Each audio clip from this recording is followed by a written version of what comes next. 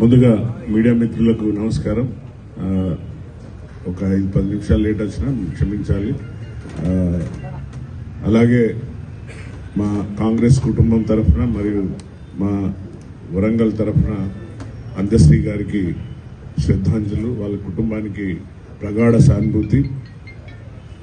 మా ముఖ్యమంత్రి గారికి ప్రత్యేకమైన ధన్యవాదాలు. ఎందుకంటే దళితుల హక్కు చేర్చుకున్న గొప్ప ముఖ్యమంత్రి, మనసున్న మహారాజు పోయి స్వయంగా తనే దగ్గరుండి ఆయన పార్థిక దేహాన్ని మోసిన గొప్ప ఘనత బహుశా ఏ ముఖ్యమంత్రికి దక్కదు మన భారతదేశంలో అనుకుంటా.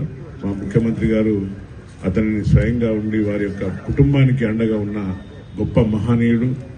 అలాగే ఉద్యమకారులందరినీ కూడా హక్కున చేర్చుకొని వారిని అందరినీ కూడా సత్కరించి ఎన్నో విధాల పాపం దిగవంత అందశ్రీ గారికి ఉండడానికి ఇల్లు కూడా లేకున్నా కూడా వారికి సత్కరించుకొని వారికి ఇల్లు కట్టి ఆయన భాగవద్గీతంతో ఎన్నో మాటలు మన వీడియో చూస్తుంటే కన్నిటికీ నీళ్లు వస్తున్నాయి.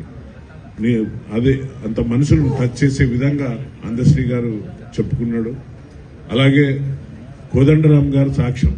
ఆ రోజు ఈ యొక్క గేయాన్ని తెలంగాణ జాతికి అంకితం చేద్దామంటే దళితుడు కాబట్టే ఫామ్ హౌస్ లో పండుకున్న ముఖ్యమంత్రి దాన్ని జాతీయ గీతంగా మన తెలంగాణ రాష్ట్రానికి అంకితం చేయలేదు.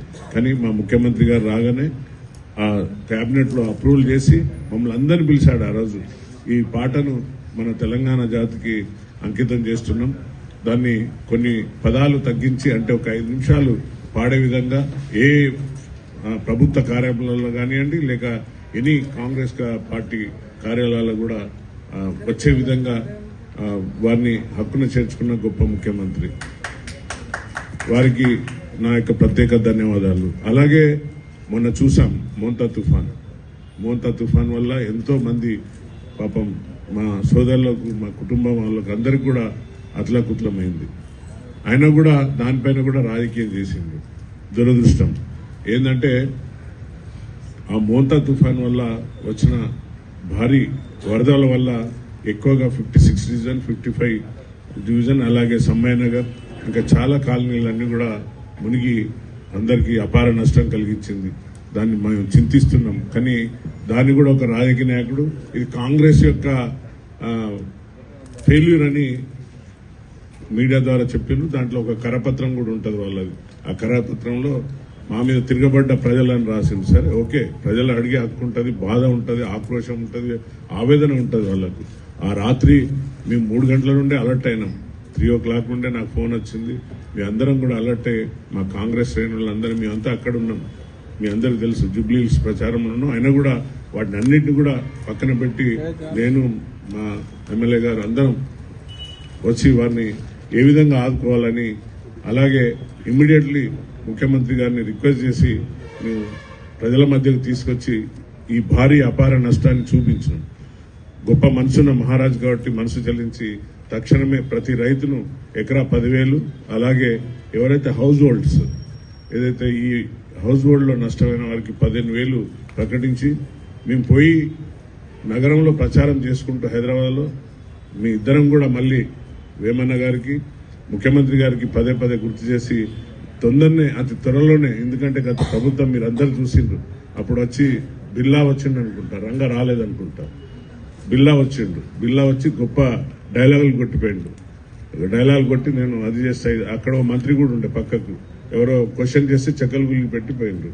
సో అలా కాకుండా మేము ప్రతి ఇంటిని గడప తట్టి వారి యొక్క వెదను చూసి ముఖ్యమంత్రి గారు తక్షణమే శాంక్షన్ చేసినందుకు ఈ డిజాస్టర్ అంటే మీ అందరికి తెలుసు, అంటే హ్యూమన్ ఎర్రర్స్ కాదు, ఇది మానవ తప్పిదాలు కాదు. ఏదైతే మనము పర్యావరణం వల్ల ఏర్పడ్డ ఈ మోంతా తుఫాన్ వల్ల అపార నష్టం 4-5 జిల్లాలు నష్టం కలిగించింది, మన ఒక్క వరంగల్ జిల్లాకే కాదు. సో మంత్రి గారు కేబినెట్ అంతా కూర్చొని తక్షణమే విత్ ఇన్ షార్ట్ ప్యాన్ లో ఇంత గొప్ప ఎత్తున వారికి శాంక్షన్ ఇవ్వడం, మీ అందరం కూడా వారికి హృదయపూర్వక ధన్యవాదాలు తెలుపుతున్నాం. అట్లనే బిల్లా రంగం కోసం తెలుసు మీకు, బిల్లా రంగాలు ఇక్కడ వచ్చిందంటే ఇక్కడ వాళ్ళకి కొందరు బినామీలు ఉన్నారు. మీ అందరికి తెలుసు ఎవరో బినామీలు, ఒక బట్టల వ్యాపారి, ఇంకో ఆయన ఎమ్మెల్సీ గారు, వీళ్ళిద్దరు కూడా వాళ్ళకి బినామీలు. మోస్ట్లీ నాకు తెలిసి కవిత కూడా ఎవరో బినామీ ఉంటేనే వచ్చింది ఇక్కడికి, లేకుంటే రాదు. ఎందుకంటే ఎవరు రెస్పాండ్ అయితే లేరు. ఎప్పుడైతే ఏమైనా ఎక్స్పాల్ చేసిండ్రో పార్టీ నుండి, ఎప్పుడైతే వీళ్ళను పక్క పెట్టిండ్రో ఆ లెక్కలు చూసుకోవడానికి వచ్చిందని నేను భావిస్తున్నాను. ఇక ప్రచారంలో అమ్మ కూడా చెప్పింది, మా స్వర్ణమ్మ కూడా చెప్పింది, పెద్ద ఏమే బతుకమ్మ నేనే ప్రమోటర్ను, బతుకమ్మ ఎవరికి ఆడరాదని చెప్పింది. కానీ బతుకమ్మ పక్క పెట్టి లాస్ట్కు సారాబుడ్డి నెత్తిలో పెట్టుకొని తైతక్క చేసింది. దానికి పర్యావరణం మనందరం చూస్తున్నాం. మన భారతదేశంలో పెద్ద జైలు అంటే ఆ జైలు అందరినీ ఖైదీలను, ఎవరు ఖైదీలను వస్తారు అక్కడ, మొత్తం టెర్రరిస్టులను లేకుంటే చాలా ఆర్థిక నేరస్తుల నుంచే జైల్లో పోయి ఉన్నారు. సో బిల్లారంగా ఎంతసేపు మొన్న కూడా అక్కడ ప్రచారంలో మా ముఖ్యమంత్రి గారిని వారిని ఎంతసేపు అవమానపరిచినట్టుగా, తర్వాత పెద్ద డిజిటల్ పెట్టిండు. డిజిటల్ పెట్టి ఇగో బాకీ కార్డులన్నీ చూపెట్టుకుంటా, తులం బంగారం ఇచ్చిండా అమ్మ, ఇవ్వలేదు. కొంచెం పేడ ఆర్టిస్టులను తెచ్చుకున్నారంట.